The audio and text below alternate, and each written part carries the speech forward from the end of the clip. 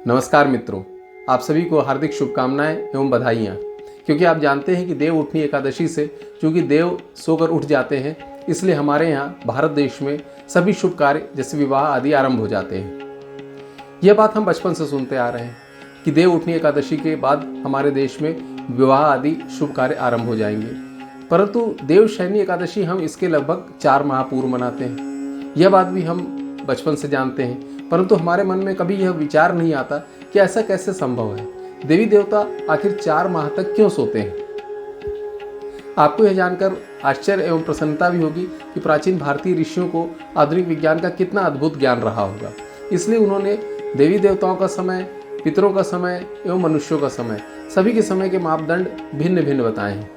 उनके अनुसार हमारा जो समय का मापदंड है वह देश काल परिस्थितियों के अनुसार परिवर्तित हो सकता है। अर्थात दूसरे शब्दों में हम कहें कि समय सापेक्ष है। इस बात का ज्ञान भारतीय ऋषियों को सदैव से रहा है, परंतु आधुनिक विज्ञान में यह ज्ञान बहुत नया है, मुख्य रूप से अल्बर्ट आइंस्टाइन के बाद से, क्योंकि सबसे पहले उन्होंने ही हमें बताया कि समय स्पेस का चौथा आयाम है एवं सापेक्ष भी है। परंतु भारतीय ज्ञान में आप देखें, यह ज्ञान हमेशा से रहा है और इसका एक सबसे बड़ा उदाहरण, जो प्रमुख उदाहरण है, वो यह देव उठनी एकादशी ही है। क्योंकि हम यह मानते हैं कि इस दिन देवी देवता सोकर उठ जाते हैं, और चूंकि हम अपने यहाँ होने वाले सभी शुभ कार्यों में देवी देवताओं को भी आमंत्रित करते हैं, उनका भी आह्वान करते हैं, इसलिए उनके उठने के बाद ही सभी शुभ कार्य आरंभ होते हैं। तो देवी देवता 4 माह तक क्यों सोते हैं?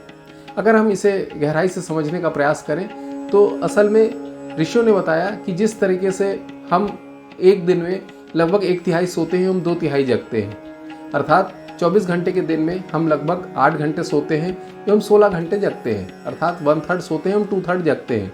बिल्कुल उसी तरीके से देवी देवता भी 1/3 सोते हैं, हम 2/3 जगते हैं, उनके दिन के मापदंड के अनुसार। परंतु जैसा कि हम जानते हैं कि उनका एक दिन हम सामान्य मनुष्यों के 1 वर्ष के बराबर होता है। इसलिए वो बिल्कुल हमारी ही तरह 4 माह अर्थात 1/3 सोते हैं एवं 8 माह जागते हैं, बिल्कुल हमारी तरह, जैसा कि हम 2/3 जागते हैं। तो देखिए, ऋषियों को समय का एवं काल गणना का कितना अद्भुत ज्ञान रहा होगा। इसीलिए उन्होंने बताया कि देवी देवताओं का एक दिन हम सामान्य मनुष्यों के 1 वर्ष के बराबर होता है, एवं इसी तरह से पितरों का एक दिन हम सामान्य मनुष्यों के 1 माह के बराबर होता है।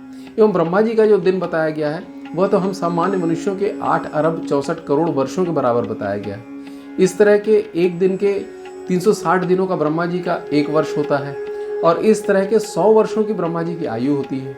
अर्थात अगर हम सामान्य मनुष्यों के वर्षों में जोड़ने का प्रयास करें तो यह आता है 3110 खरब 40 अरब वर्ष। अर्थात समय की कितनी विशाल सीमाओं की बात हमारे ऋषियों ने की है। एक तरफ सेकंड के भी सूक्ष्म भाग की बात की है, दूसरी तरफ खरबों अरबों वर्षों की बात की है। आप ध्यान दीजिए कि दुनिया में कहीं भी किसी भी सभ्यता में समय की इतनी विशाल सीमाओं की बात नहीं की है। जहाँ दुनिया की ज़्यादातर सभ्यताओं में समय की गणना कुछ हज़ार वर्षों में समाप्त हो जाती है, हमारे यहाँ ऋषियों ने हमेशा से अरबों खरबों वर्ष तक के समय की गणनाएं की हैं। मुझे एक छोटी सी कहानी याद आ रही जो बचपन में मैंने सुनी थी कि किसी एक शहर में किसी एक मंदिर के सामने एक भिखारी भीख मांगता था। वहाँ के रहवासी उसे हमेशा से देखते आ रहे थे। किसी को यह ज्ञात नहीं था कि वह कब से वहाँ बैठने लगा था। वर्षों से लोग उसे देख रहे थे। कुछ लोगों का कहना था कि बचपन से ही वो वहाँ पर भीख मांग रहा है। उस मंदिर के सामने एक छोटा सा टीला था, उस टीले पर बैठकर वो भिखारी भीख मांगता रहता था। और जैसा कि एक दिन समय आया, उसकी आयु पूर्ण हो गई, और जब उसकी आयु पूर्ण हो गई, उसका देहांत हो गया, तो नगरवासियों ने मिलकर उसका अंतिम संस्कार किया और उस स्थान को साफ भी किया। जब उस स्थान को साफ करने के लिए उस टीले को हटाया गया तो उस टीले के नीचे एक बहुत बड़ा खजाना निकला। उस खजाने में हीरे जवाहरात, आभूषण एवं सोने की मोहरें भी थी। अर्थात वो अरबों रुपए की संपत्ति के ऊपर बैठकर जीवन भर भीख मांगता रहा। हम भी क्या कुछ ऐसा ही नहीं कर रहे हैं? हमारे यहाँ प्राचीन भारतीय ज्ञान में अद्भुत ज्ञान भरा हुआ है, आधुनिक विज्ञान का भी ज्ञान भरा हुआ है, परंतु हम पश्चिम से, विदेशों से ज्ञान की भीख मांग रहे हैं। आवश्यकता इस बात की है कि हम अपने यहाँ प्राचीन भारतीय ज्ञान में वर्णित विज्ञान को समझने का प्रयास करें। मैं आशा करता हूँ कि इस देव उठनी एकादशी से हम भी देवी देवताओं की तरह जागेंगे, और जागने का अर्थ ये है कि हम जागे हुए से जागेंगे। हम जो सोई हुई अवस्था में जी रहे हैं, बेहोशी में जी रहे हैं एवं केवल पश्चिम से ज्ञान की भीख मांग रहे हैं, उसको भूलकर हम अपने प्राचीन भारतीय ज्ञान में जो आधुनिक विज्ञान भरा हुआ है उसे जानने समझने का प्रयास करेंगे, उस टीले को खोदने का प्रयास करेंगे एवं प्राचीन भारतीय ज्ञान को पुनः जागृत करेंगे। और जब ऐसा होगा तो हम पुनः भारत को एक विश्व गुरु के रूप में स्थापित कर सकेंगे।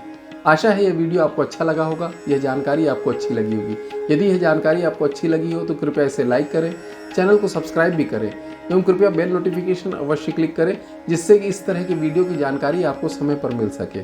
कृपया इस वीडियो को अपने अन्य मित्रों के साथ भी शेयर करें, जिससे कि हम प्राचीन भारतीय ज्ञान को ज़्यादा से ज़्यादा लोगों तक पहुंचा सकने में सफल हो सकेंगे। धन्यवाद।